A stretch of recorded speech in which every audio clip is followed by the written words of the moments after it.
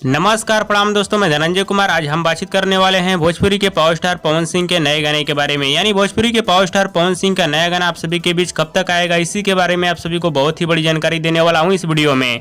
हाँ तो दोस्तों, इस वीडियो को लास्ट तक देखते रहें और जो लोग मेरे चैनल को भी तो सब्सक्राइब नहीं किए हैं वो लोग कर लें, क्योंकि हमारे चैनल पर भोजपुरी का हर खबर सबसे पहले आता है। जैसे कि आप सभी को पता ही होगा, नवरात्रि खत्म हो चुका है, लेकिन अब भोजपुरी के पावर स्टार पवन सिंह के नए एल्बम गाने का इंतजार कर रहे हैं। फैंस लोगों का कहना यह है कि भोजपुरी के पावर स्टार पवन सिंह का नया एल्बम गाना कब आएगा। तो दोस्तों, आप सभी को बता देना चाहता हूं, भोजपुरी के पावर स्टार पवन सिंह का नया एल्बम गाना आप सभी के बीच बहुत जल्द ही आने वाला है। और भोजपुरी के पावर स्टार पवन सिंह का बहुत सारा वीडियो गाना पूरी तरह से बन के तैयार है, जैसे कि हमने एक वीडियो भी बनाकर आप सभी को बताया था। और हाल फिलहाल में भोजपुरी के पावर स्टार पवन सिंह का एक एल्बम गाना आप सभी के बीच आने वाला है। यानी इसी अक्टूबर महीने में एक एल्बम गाना आप सभी के बीच आ सकता है भोजपुरी के पावर स्टार पवन सिंह का। और कई भाई लोगों का कमेंट आ रहा है कि भोजपुरी के पावर स्टार पवन सिंह का लॉलीपॉप 2 गाना कब आएगा। तो दोस्तों, आप सभी को बता देना चाहता हूँ, भोजपुरी के पावर स्टार पवन सिंह के लॉलीपॉप 2 गाने को आप सभी के बीच रिलीज किया जाएगा 2023 में। हाँ दोस्तों, भोजपुरी के पावर स्टार पवन सिंह के लॉलीपॉप 2 गाने को आप सभी के बीच रिलीज किया जाएगा 2023 में। वो भी पूरा कंफर्म आप सभी को बता रहा हूँ। और ये भी गाना पूरी तरह से बन के तैयार है। हालांकि वीडियो में थोड़ा कंफ्यूजन है कि सनी लियोन नजर आएंगी या नहीं आएंगी। हाँ तो दोस्तों, ये बहुत ही बड़ा अपडेट था और कई भाई लोगों का कमेंट भी आ रहा था, इसीलिए हमने ये वीडियो बनाया। हाँ तो दोस्तों, हमारे इस वीडियो को आप लोग पूरा देखिएगा, तभी आप लोगों को पूरी बात समझ में आएगी। और दोस्तों, भोजपुरी के पावर स्टार पवन सिंह का